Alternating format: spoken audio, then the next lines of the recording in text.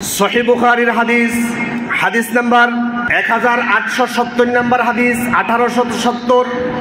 عن علي رضي الله تعالى عنه قال قال رسول الله صلى الله عليه وسلم من أحدث حدثا أو أوى محدثا فعليه لعنة الله والملائكة والناس أجمعين لا يقبل منه صرف ولا عدل ولنا الله أكبر।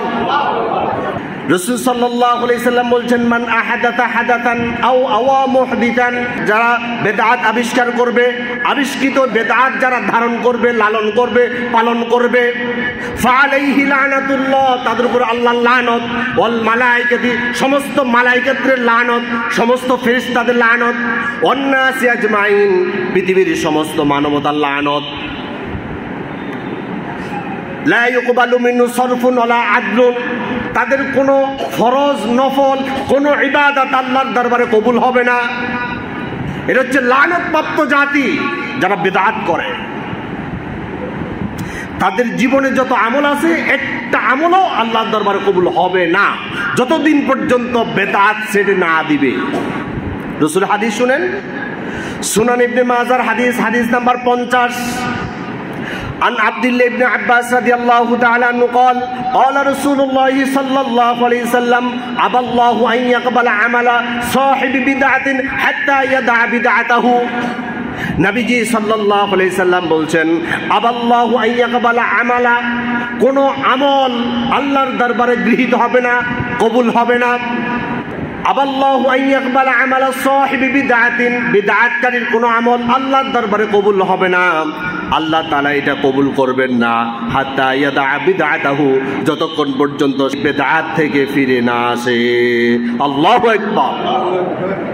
এবার রাসূলুল্লাহ প্রত্যেকটা ইবাদতের নাম ধরে ধরে বলছেন, এদের নামাজ হবে না, এদের রোজা হবে না, এদের সদকা হবে না, এদের জিহাদ আল্লাহর দরবারে কবুল হবে না, এদের যত আমল আছে একটা আমলও আল্লাহ তাআলা কবুল করবেন না। নবী করিম সাল্লাল্লাহু আলাইহি সাল্লাম বলছেন, লা ইয়াকবালুল্লাহু লিসাহিবি বিদআতিন, যারা নাকি বিদআত করবে, সাওমান ওয়ালা সালাতান ওয়ালা সাদাকাতান ওয়ালা হাজ্জাতান ওয়ালা উমরাতান ওয়ালা জিহাদান ওয়ালা সরফান ওয়ালা আদলান ইয়াখরুজু মিনাল ইসলামি কামা তাখরুজু শারাতু মিনাল আজিন। বলেন আল্লাহু আকবার। রাসূলুল্লাহ বলছেন, লা ইয়াকবালু লিসাহিবি বিদআতিন, কোন বিদআতকারী থেকে আল্লাহ তাআলা কোন বিষয় কবুল করবেন না। সাওমান, সিয়াম হতে পারে, সালাতান, এটা নামাজ হতে পারে, ওয়ালা সাদাকাতান, এটা সদকা হতে পারে, ওলা হাজ্জাতান, এটা হজ হতে পারে, ওলা উমরাতান, এটা উমরা হতে পারে, ওলা জিহাদান, এটা আল্লাহর রাস্তায় জিহাদ হতে পারে, ওলা সরফান ওলা আদলান, নফল ফরজ কোন আমল আল্লাহর দরবারে কবুল হয় না। আল্লাহু আকবার। বেদআত যে ব্যক্তি চালিয়ে যায় আর সে নামাজ পড়ে, রোজা করে, হজ করে, যাকাত দেয়, উমরা করে, সাদাকা করে, এই ধরনের যত আমল করুক না কেন, সে মনে মনে ধারণা করতেছে অহুম ইয়াহসাবুনা আন্নাহুম ইহসিনুনা সুনা, সে অনেক ভালো ভালো কাজ করতেছে, কিন্তু তার আমলনামার মধ্যে একটাও যোগ হচ্ছে না। নাউযুবিল্লাহ। এরপর রাসূল আরো কঠিন কথা বলছেন, ইয়াখরুজু মিনাল ইসলাম, ইসলাম থেকে সে এমন ভাবে বেরিয়ে যায়, কামা তাখরুজু শারাতু মিনাল আজিন, মথিত আটার ভিতর থেকে চুল যেভাবে পরিষ্কার হয়ে বেরিয়ে আসে, এইভাবে সে ইসলাম থেকে বেরিয়ে যায়। কত বড় কথা। আপনি দেখবেন যারা রুটি খামির দেয়, রুটি গোল্লা বানানোর সময় আগে ভালো করে মলে কিনা, যারা জবাব দিচ্ছেন না তারা কোনোদিন দেখেন না, দেখছেন কিনা, ভালো করে মথিত করার পর এটাকে এরপরে রুটি বানায়। মথিত আটার ভিতরে অনেক সময় মাঝে মধ্যে চুল পাওয়া যায়, যায় কি যায় না? ওই চুলটা যখন আপনি টেনে বের করবেন, চুলের মধ্যে কি কোনো আটা থাকে? আর একদম পরিষ্কার হয়ে বেরিয়ে যায় না? রাসূলুল্লাহ এই কথাটা বুঝাচ্ছেন, ইয়াখরুজু মিনাল ইসলাম, তারা ইসলাম থেকে এত পরিষ্কারভাবে বেরিয়ে যায়, কামা তাখরুজু শারাতু মিনাল আজিন, মথিত আটার ভিতর থেকে কখনো যদি তোমরা একটা চুল বের করে আনো, ওই চুলটা যেভাবে পরিষ্কার হয়ে বেরিয়ে আসে, যারা বেদআত করে, বেদআতকে আশ্রয় দেয়, প্রশ্রয় দেয়, লালন করে, ধারণ করে, পালন করে, এরা প্রত্যেকে ইসলাম থেকে এইভাবে পরিষ্কার হয়ে বেরিয়ে যায়। আল্লাহু আকবার। যে ব্যক্তি ইসলাম থেকে বেরিয়ে গেল, তার নামাজ, রোজা, হজ, যাকাত কোনো কিছু আর কবুল হওয়ার সুযোগ আছে? আল্লাহ সুবহানাহু ওয়া তাআলা প্রত্যেকটা অপরাধীর জন্য তওবার দরজা খোলা। মৃত্যুর আগ পর্যন্ত কেউ যদি তওবা করে ফিরে আসে আল্লাহ তাআলা তাকে ক্ষমা করে দিবে। কিন্তু বেদাতকারী বেদাত করা অবস্থায় সে যদি তওবা করে আল্লাহর দরবারে তওবা পর্যন্ত কবুল হয় না। আল্লাহু আকবার। আত-তারগীব ওয়াত-তাহরীবের হাদিস নাম্বার 66 عن أنس رضي الله تعالى عنه قال قال رسول الله صلى الله عليه وسلم إن الله حجب التوبة عن صاحب بدعة حتى يدع بدعته। নবীজি সাল্লাল্লাহু আলাইহি সাল্লাম বলছেন ইন্নাল্লাহ হাজাবাত তাওবাত আন সাহিবি বিদআতিন, বিদআতকারী ব্যক্তির কোন তওবা আল্লাহর দরবারে কবুল হয় না হাত্তা ইয়াদা বিদআতাহু, ততদিন পর্যন্ত সে বিদআত পরিত্যাগ না করে। সে সব আমল ভালো কিন্তু একটা বেদাত করে, এই একটা বেদাত যতদিন পর্যন্ত সে ছেড়ে দিবে না, তওবা করবে না, ততদিন পর্যন্ত তার তওবা আল্লাহর দরবারে কবুল হবে না। আল্লাহু আকবার। সুফিয়ান আস-সাউরি রাহিমাহুল্লাহ তিনি বলছেন মানুষ যখন অপরাধ করে, গুনাহ করে, বিভিন্ন পাপাচারে লিপ্ত হয়, শয়তান খুশি হয়। হয় কি হয় না? শয়তান সবচেয়ে বেশি খুশি হয় বেদাতকারীর উপর। বেদাত যারা করে তারা শয়তানের সন্তুষ্টি অর্জন করে, আর যারা বেদাত পরিত্যাগ করে তারা আল্লাহর সন্তুষ্টি অর্জন করে। সুবহানাল্লাহ।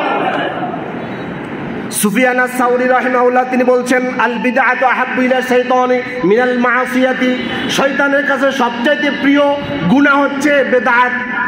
এবার তিনি কারণ বলছে কেন, লিআন্নাল বিদআতা লা ইউতাবু মিনহা, যে ব্যক্তি বেদাত করে সে কখনো বেদাত থেকে তওবা করে না।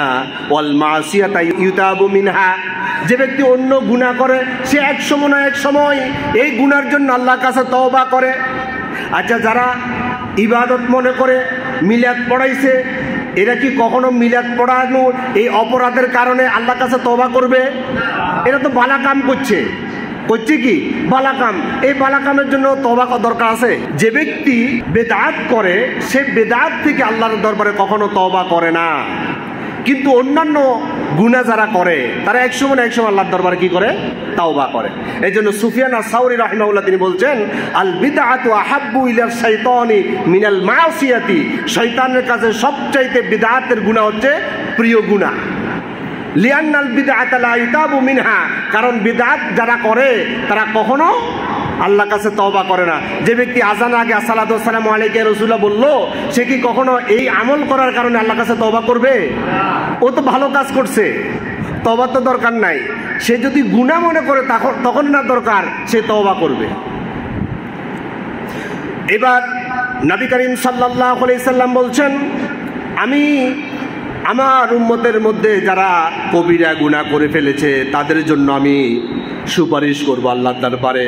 কিন্তু যারা বেদাত করবে, যারা বেদাতকে আশ্রয় দিবে, প্রশ্রয় দিবে, সমর্থন দিবে, আমল করবে, পালন করবে, তাদের জন্য আমি কিয়ামতের দিন সুপারিশ করব না। আল্লাহু আকবার। জামিউত তিরমিজির হাদিস নাম্বার 2435 عن أنس رضي الله تعالى عنه قال رسول الله صلى الله عليه وسلم شفاعتي لأهل الكبائر من أمتي। রাসূল সাল্লাল্লাহু আলাইহি সাল্লাম বলছেন কবিরা গুনাহগার আমার উম্মত যদি আমার সামনে পড়ে যায় কিয়ামতের দিন আল্লাহর দরবারে যদি আটকা পড়ে যায়, আমি এই অবস্থায় এই কবিরা গুনাহকারী আমার উম্মতের জন্য আমি সুপারিশ করব। কিন্তু যারা বেদাত করবে তাদের জন্য কোনো সুপারিশ নাই। عن بكر بن عبد الله المزني رضي الله تعالى عنه قال رسول الله صلى الله عليه وسلم حلت شفاعتي لأمتي إلا صاحب بدعة। বিদআতকারীকে, বিদআত লালনকারী, পালনকারী, বিদআত সৃষ্টিকারী, বিদআতের সমর্থনকারী যারা থাকবে, হাল্লাত শাফাআতি লিউম্মতি, আমার সকল উম্মতের জন্য আমি শাফাআত করব, আল্লাহর দরবারে সুপারিশ করব। ইল্লা লিসাহিবি বিদআতি, তবে যারা নাকি বিদআত করবে তাদের জন্য আমি সুপারিশ করব না। আল্লাহু আকবার। বিদআতকারীদেরকে সম্মান করা যাবে না। রাসূল বলছেন যারা তাদেরকে সম্মান করলো তারা আমার ইসলামকে ধ্বংস করলো। আল্লাহু আকবার। আসুন রাসূলের হাদিস থেকে শুনি। সহিহ ইবনে হিব্বানের হাদিস, আন আয়েশা রাদিয়াল্লাহু তাআলা আনহা قالت قال رسول الله صلى الله عليه وسلم من أقر صاحب بدعة فقد أعان على هدم الإسلام। কেউ কোন বেদাতকারীকে সম্মান করলো, শ্রদ্ধা করলো, ভালোবাসলো, ফাকাদ আ'আনা আলা হাদামিল ইসলাম, সে আমার ইসলামকে ধ্বংস করলো। এই ইসলামের জন্য আমি তাইফের ময়দানে রক্ত জড়িয়েছি, উহুদের ময়দানে দান মোবারক দিয়েছি, আমার অসংখ্য সাহাবায়ে কেরাম বুকের তাজা রক্ত দিয়েছে এবং কি জীবন পর্যন্ত বিলি দিয়েছে। আমি তোমাদের কাছে এই দিনকে আমানত হিসেবে রেখে এসেছি, তোমরা আমার দিনকে বিকৃতি করেছো, আমার সাহাবায়ে কেরামদের রক্তের সাথে বিশ্বাসঘাতকতা করেছো, আমার রক্তের সাথে বিশ্বাসঘাতকতা করেছো। আমি তোমাদের জন্য কোনো বেদাতকারীকে সম্মান দাও, এটা আমি রাসূল চাই না। আল্লাহু আকবার। তাদেরকে সালাম পর্যন্ত দেওয়া যাবে না। জামিউ তিরমিজির হাদিস, হাদিস নাম্বার 2152, আন্না ইবনে উমর রাদিয়াল্লাহু তাআলা আনহু, আব্দুল্লাহ ইবনে উমর রাদিয়াল্লাহু তাআলা আনহুর কাছে জাআহু রাজুলুন, একজন ব্যক্তি আসলো, ফাকালা, তিনি বলল, ইন্না ফুলানান ইয়াকরাউ আলাইকা সালাম। হে রাসূলের সাহাবী আব্দুল্লাহ ইবনে উমর, আপনার কাছে অমুক ব্যক্তি সালাম বলেছেন। ফাকালা লাহু ইবনে উমর রাদিয়াল্লাহু তাআলা আনহু, তিনি বললেন, ইন্নাহু বালাগনি আন্নাহু ক্বাদ আহাদাসা, আমি শুনছি সে নাকি বেদাতি। ফাইনাল বিদআতা ফালা তুকরিউকা মিন্নাস সালাম, যদি সে বেদাতকারী হয় আমার পক্ষ থেকে সালাম বলবে না, তার সালামও আমাকে দিবা না। আল্লাহু আকবার। রাসূল বলছেন সালাম বেশি বেশি করে দাও, কিন্তু রাসূলের সাহাবীগণ বলছেন যে ব্যক্তি বেদাত করে তাকে সালাম পর্যন্ত দেওয়া যাবে না। আল্লাহু আকবার।